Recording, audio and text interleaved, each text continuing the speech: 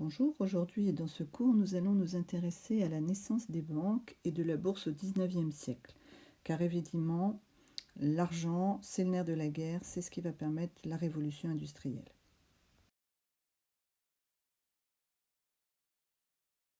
J'ai pris dans ce texte l'exemple du développement des mines de charbon dans notre région. Si vous prenez le temps de lire ce texte, eh bien, vous découvrirez que pour avoir un développement des mines, il va falloir acheter du matériel et payer des salaires. Donc il va falloir de l'argent.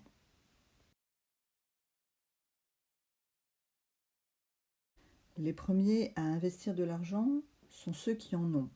On est dans ce texte avant la Révolution française et ceux qui ont de l'argent, ce sont les nobles. Et donc à Anzin, c'est dans notre région, c'est le vicomte des Androuins qui va investir donc dans une première mine.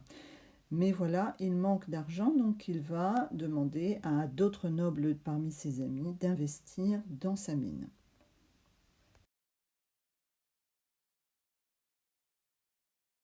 Ayant fait le tour des copains, eh bien, il n'a plus assez d'argent, donc il va se tourner vers d'autres structures pour augmenter son capital.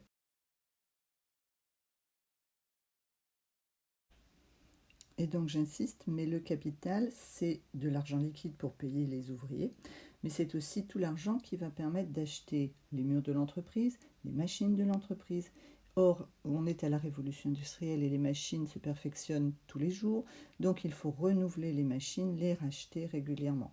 Et ceci nécessite beaucoup d'argent. À tout moment, cet argent mis dans du matériel peut être vendu, c'est-à-dire qu'une machine peut être vendue, les murs d'une entreprise aussi, et donc on peut récupérer le capital, c'est-à-dire des sommes d'argent. Et c'est là qu'interviendront les banques. Les banques existent depuis le Moyen Âge, mais au XIXe siècle, elles vont avoir un rôle primordial dans la révolution industrielle. C'est vers ces banques que ces industriels, M. Schneider, M. Mott, que vous avez peut-être étudié dans les articles, mais là, M. le vicomte des Androuins, dans l'exemple que j'ai pris au début, vont se tourner pour avoir de l'argent liquide que les banques vont leur prêter.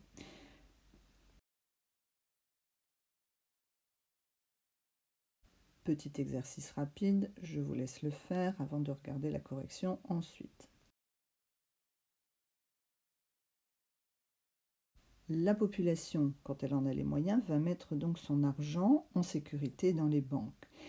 Et les banques, pour remercier la population d'avoir placé cet argent chez eux, vont leur redonner une toute petite somme d'argent en remerciement tous les mois ou tous les ans. Ça s'appelle des intérêts. L'argent placé par la population, les banques ne les stockent pas dans des coffres. Il va, cet argent, être prêté aux entreprises pour acheter des machines, pour payer peut-être les employés. Et ces entreprises vont rembourser la banque, bien évidemment, et en plus de ce remboursement, donner un petit peu d'argent en plus en remerciement de ce prêt, ce qu'on appelle aussi un intérêt. Et la banque, donc, et le cercle est bouclé, va pouvoir, sur cette somme d'argent remboursée par les entreprises, remercier le peuple en donnant un petit peu d'intérêt sur la somme placée en banque par la population. Les entreprises ont un autre moyen de récupérer de l'argent. Je ne vais pas développer ici. Vous avez 2 vidéos. J'ai mis les liens sur iTunes. Je vous laisse aller les voir pour vous expliquer comment fonctionne la bourse et les actions. Je vous laisse ensuite compléter ce schéma avec ce que vous avez pu comprendre et du petit texte et des 2 vidéos. Vous faites une saisie d'écran du premier schéma et de celui-ci, bien sûr, pour mettre dans Notability dans votre cours. Merci.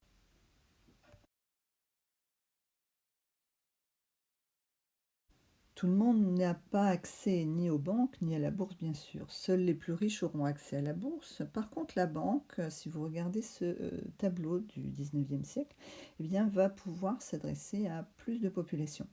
Les personnages en B à la lettre B, sont évidemment des bourgeois. Vous avez une dame avec un chapeau, jolie toilette, un monsieur avec ce qu'on appelle un haut de forme, chapeau aussi de prestige, et un autre monsieur qui est en train de signer un document, peut-être un chèque, peut-être une action, sur son portefeuille.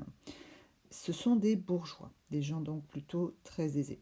Par contre, les personnages siglés A, eh bien, sont des gens de la classe moyenne. La classe moyenne, c'est cette classe qui reçoit des salaires, qui commence à pouvoir se permettre de mettre un petit peu de sous à la banque. Le monsieur, on peut supposer que c'est un artisan, alors peut-être un boucher, peut-être un boulanger, sans doute un boucher vu son tablier. Et la petite dame serait, elle, une domestique, donc qui reçoit un salaire régulier, elle aussi. Ils peuvent commencer à mettre de l'argent à la banque et recevoir des intérêts et participer ainsi à l'économie de la révolution industrielle.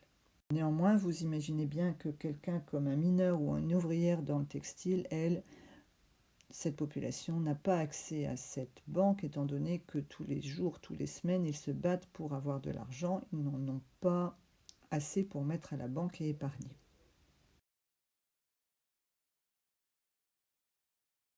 Voici donc en résumé comment les entreprises du XIXe siècle peuvent financer la révolution industrielle et comment les Européens vont commencer, eux, à accéder au système bancaire, voire boursier pour les plus aisés.